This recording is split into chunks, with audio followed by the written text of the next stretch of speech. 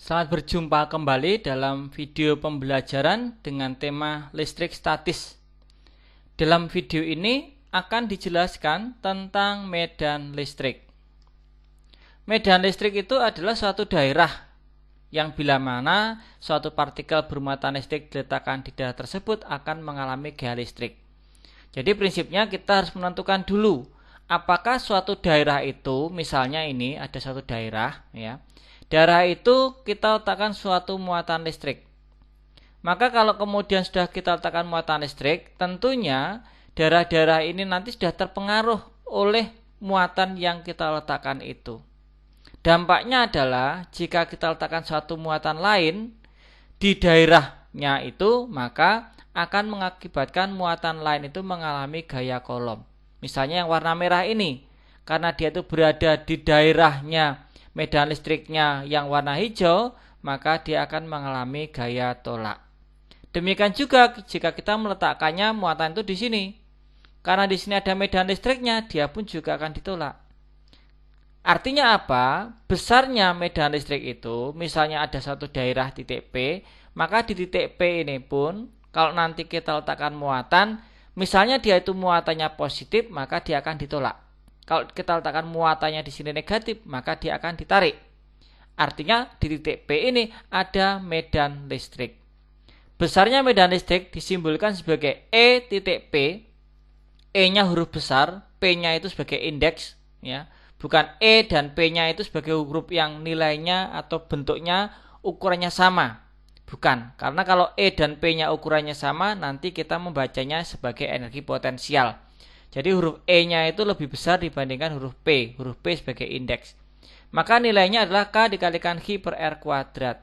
Jadi muatan ini besarnya berapa dibagi dengan jarak kuadratnya. Seperti pernyataan yang warna biru, kita mendapatkan besar medan listrik di titik P tersebut. Sesuai dengan kesepakatan, karena medan listrik itu merupakan besaran vektor, maka kita perlu menentukan model arahnya. Muatan positif memiliki arah medan itu adalah radial keluar. Jadi memancar seperti ini untuk muatan positif. Kalau muatannya negatif, maka dia memiliki sifat radial ke dalam, menyerap, arahnya menuju ke pusat semuanya. Sehingga nanti kita harus jeli bagaimana menentukan arah medan listrik jika diketahui jenis muatannya. Apakah positif radial keluar, apakah negatif radial masuk atau menyerap. Hal ini memancarkan. Oleh sebab itu, jika kita memiliki dua buah muatan listrik, kemudian kita ingin menentukan kemana arah medan listrik yang ada di sekitar dua muatan itu, kita perlu menentukan dengan baik bahwa muatan negatif itu sifatnya adalah arahnya radial masuk atau menyerap. Sedangkan kalau positif arahnya adalah radial keluar atau memancarkan. Oleh sebab itu, di titik P ini, jika kita ingin mendapatkan berapa resultan medan listriknya, maka untuk yang arah A, medan listriknya arahnya menuju ke titik A. Nah, seperti ini. Kenapa? Yang warna merah harus masuk ke warna merah. Tetapi kalau kita menggunakan yang warna hijau, karena ini positif, maka sifatnya keluar. Berarti dia itu memancarkan arahnya ke kiri. Sedangkan untuk titik yang lain, misalnya dia berada di titik S.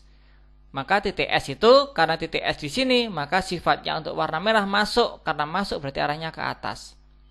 Sedangkan untuk warna hijau sifatnya memancar. Karena memancar maka mengikuti garis ini, maka dia akan memancar arahnya ke sana. Jadi ini nanti resultannya menggunakan prinsip rumus kosinus. Karena sudutnya adalah sudut yang sembarangan, bukan siku-siku. Kalau yang ini, yang P itu kita jumlahkan. Karena yang hijau dan merah searah. Bagaimana untuk yang T? Kalau yang T, maka kita tinggal menentukan saja. Yang T ini, berarti untuk yang warna hijau sifatnya memancar, berarti dia arahnya ke kanan. Yang warna merah sifatnya dia masuk, berarti arahnya ke kiri. Berarti di sini nanti untuk E yang warna merah ke kiri, E yang warna hijau ke kanan. Untuk itu, maka dalam menentukan nilai E yang perlu diingat adalah rumus ini kita gunakan tanpa perlu memasukkan tanda muatan. Jadi tanda muatan tidak perlu dimasukkan. tetap hanya nilainya saja ya. Sama seperti kalau kita menggunakan rumusnya hukum Coulomb. Maka untuk gambar yang di sini kalau kita ingin menggambarkan bagaimana arah medannya kurang lebih akan digambarkan sebagai berikut. Nah, demikianlah menentukan arah resultan medan listrik di titik T, yaitu untuk yang arah A radial masuk ke A, sedangkan untuk EB arahnya radial keluar ke B. Selamat belajar tentang resultan medan listrik.